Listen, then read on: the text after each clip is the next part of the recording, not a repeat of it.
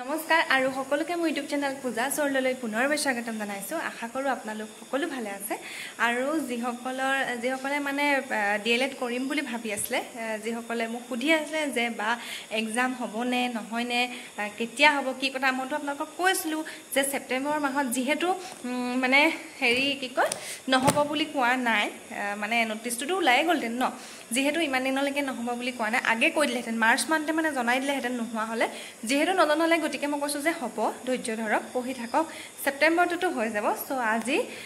ইতিমধ্যে মানে ওলালে আপোনালোকে চাগে গম পালে হ'লেও মোক বহুতে মেছেজ কৰিছে যে বা আপুনি এটা ভিডিঅ' বনাই দিয়ক সো মই ভিডিঅ'টো বনাই দিছোঁ আৰু যেহেতু মই আপোনালোকৰ লগত মানে অকণমান যেনেকৈ আপোনালোকে কয় তেনেকৈ কৰি থাকোঁ গতিকে জনাই দিয়াটোতো মোৰ দায়িত্ব সেইকাৰণে মই জনাই দিছোঁ ঠিক আছে তো আপোনালোকৰ ডিএলএডৰ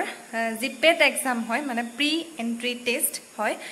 তাৰ কাৰণে নটিফিকেশ্যন ওলাই গ'ল মানে আপোনালোকে এতিয়া ডিএলএড কৰিব পাৰিব 2 বছৰীয়া তাৰ কাৰণে গোটেই বস্তুখিনি মানে কোৱালিফিকেশ্যনৰ পৰা এজৰ পৰা তাৰপিছত আপোনালোকৰ এপ্লিকেশ্যন প্ৰচেছটো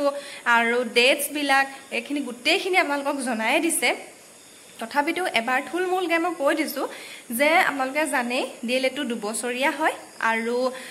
এইটো 2024-26 বৰ্ষ হ'ব 2024 to 26 হ'ব সেশনটো তাৰপিছতে ইয়াৰ কাৰণে আপোনালোক অসমৰ হ'ব লাগিব যেহেতু হয় সেইকাৰণে এপ্লাই কৰিব পাৰিব আৰু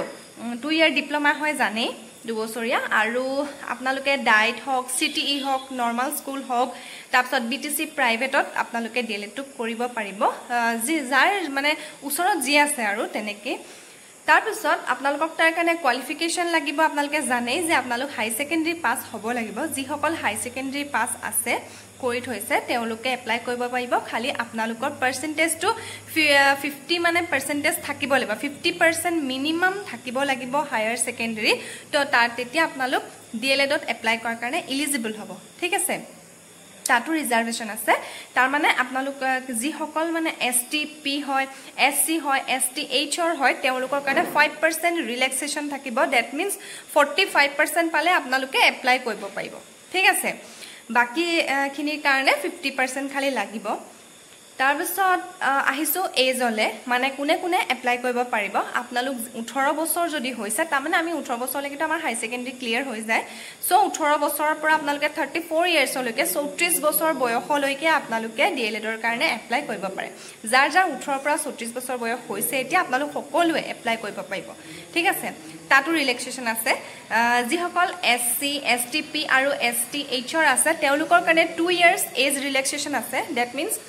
যেহেতু আমাৰ 34 ইয়াৰ্ছলৈকে আমি এপ্লাই কৰিব পাৰো কিন্তু আপোনালোকে যিসকল এইগিটা ক্যাটাগৰীত পৰে তেওঁলোকে মানে 36 ইয়াৰ্ছও যদি আপোনালোকৰ হৈছে তথাপিতো আপোনালোকে এপ্লাই কৰিব পাৰিব ঠিক আছে 2 বছৰ বঢ়াই দিয়া হৈছে তাৰপিছত আহিছো ৰিজাৰ্ভেশনো আছে বহু ক্ষেত্ৰত হে সকলৰ হৈছে ওবিসি এমওবিসি তাৰপিছত এসসি এসটিপি এসটিএইচৰ ৰিজাৰ্ভেশন আছে বিভিন্ন ক্ষেত্ৰত আপোনালোকে গম পাই যাব তাৰপিছত যেটো আপোনালোকৰ ওয়েবসাইট আছে ডিএলএডৰ যিকোনো নটিফিকেশন আপোনালোকে পাই থাকিবৰ কাৰণে হেইটোত ভিজিট কৰি থাকিব হেতু হৈছে scert.ped.co.in scert.pet.co.in মনত ৰাখি থব আৰু এবাৰ গুগলত সাৰ্চ কৰি থৈ দিব তাৰপিছত ইনেও উলাই থাকে ওপৰ হিষ্ট্ৰীত তো হেতুত আপোনালোকে একদম ভিজিট কৰি থাকিব কিবা কিবি নটিফিকেশন আহিলে আপোনালোকে নিজে অটোমেটিক গম পাই থাকিব ঠিক আছে আৰু তেওঁলোকে তাতেই শো কৰাই থাকে আৰু তেতিয়া আপোনালোকে গম পাই যাব তাৰ পিছত আহিছো এপ্লিকেশন ফিজটো আপোনালোকৰ 600 रुपीस এপ্লাই কৰোতে এতিয়া আহিছো মেইন বস্তুটোলে মানে ডেটস বিলাক ইয়াত দি দিছে একদম ধুনিয়াকে প্ৰপাৰকে এনেকে বস্তুবোৰ দি থলে আসলতে পঢ়িবলে ভাল হয় মানে নহলে এই কেতিয়া এক্সাম হ'ব এই কেতিয়া এডমিট উলাব এই বস্তুবোৰে দিগদাৰি থাকে মনত কিন্তু ইয়াত ধুনিয়াকে উল্লেখ কৰি দিছে যেটো বহুত বেছি ভাল হেতু হৈছে আপোনালোকৰ অনলাইন এপ্লাই ষ্টাৰ্ট হ'ব কাইলৰ পৰা তাৰ মানে 22 জুলাই 22 জুলাই পৰা তাৰ মানে কাইলৈ সোমবাৰৰ পৰা ঠিক আছে আৰু শেষ হ'ব 11 আগষ্ট তাৰিখে তো আপোনালোকে এটো না ভাবিব যে এই হ'ব আগষ্ট 11 তাৰিখলৈকে আছে কৰিলম হেতু নকৰিব সোনকালে কাইলৈ গৈ কৰিব হেতু কথা কোৱা নাই মানে 11 আগষ্টলৈকে নাথাকিব মানে হেতু কথা কৈছো তাৰ আগে কৰি ল'ব তাৰ পিছত আহিছো ডাউনলোড এডমিট কাৰ্ড তাৰ মানে আপোনালোকৰ এডমিট কাৰ্ড মানে এৰি দিব 1 সেপ্টেম্বৰ তাৰিখৰ পৰা আপোনালোকে সেপ্টেম্বৰৰ 1 তাৰিখৰ পৰা আপোনালোকে ডিএলএডৰ পেড এক্সামৰ কাৰণে এডমিট পাই যাব ঠিক আছে 1 ছেপ্টেম্বৰৰ পৰা মানে কি আৰু 1 তাৰিখৰ পৰা দি থাকিব আৰু আপোনালোকে যেতিয়াই উলিয়াই লয় মানে এক্সামৰ আগত উলিয়াই ল'লেই হ'ল আৰু এক্সাম আছে 8 ছেপ্টেম্বৰ তাৰিখে তাৰমানে আপোনালোকৰ 7 ছেপ্টেম্বৰ তাৰিখলৈকে দিয়ে থাকিব বাৰু এডমিট ডাউনলোড কৰি ল'ব পাৰিব গম পালে নহয় এক্সাম তেতিয়াহ'লে কেতিয়া হ'ব 8 তাৰিখে ছেপ্টেম্বৰৰ 8 তাৰিখে ঠিক আছে আৰু ৰিজাল্ট আউট কৰিব 23 ছেপ্টেম্বৰ তাৰিখে বুজি পালে নহয় আপোনালোকৰ এপ্লাই ষ্টাৰ্ট হ'ব ডিএলএডৰ কাৰণে কাইলৈৰ পৰা তাৰমানে 22 জুলাইৰ পৰা একদম 11 আগষ্টলৈকে আৰু লাষ্ট ডেট হৈছে 11 আগষ্ট আপোনালোকে লাষ্ট ডেটৰ আগত কৰি ল'ব তাৰপিছত এডমিট কাৰ্ড পাব 1 ছেপ্টেম্বৰৰ পৰা তাৰপিছত পৰীক্ষা হ'ব পেট এক্সামটো হ'ব 8 ছেপ্টেম্বৰত আৰু ৰিজাল্ট দিব আপোনালোকৰ 23 ছেপ্টেম্বৰত ঠিক আছে 8ৰ পৰা 23 তাৰিখৰ ভিতৰত আপোনালোকৰ সব কাম হৈ যাব মানে ৰিজাল্টৰ তেওঁলোকে বহি চহি চেক কৰি ৰিজাল্ট আউট কৰিব 23 তাৰিখে ঠিক আছে ছেপ্টেম্বৰ 23 তাৰিখে তাৰপিছত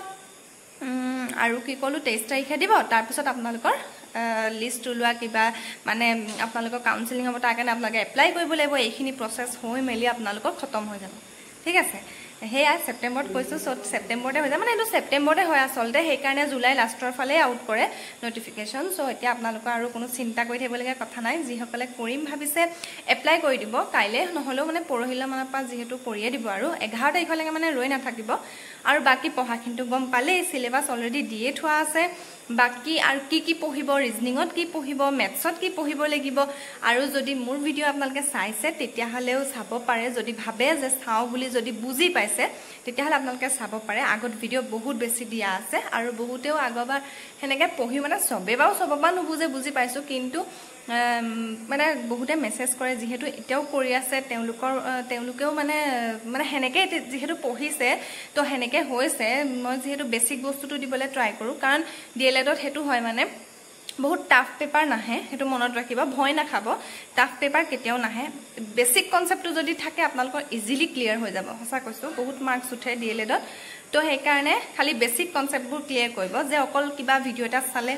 MCQ চালে হৈ গ'ল হেতু নহয় বস্তুটো পঢ়িবলৈ ট্ৰাই কৰিব কাৰণ কোৱেশ্চন মাজৰ পৰা আহে হেতু কথা আৰু আপোনালোকে ক্লাছ 5 to 8 লৈকে যদি বুকস বিলাক ফলো কৰে তো একদম বিন্দাস পৰীক্ষা হ'ব কোনো কথাই নাই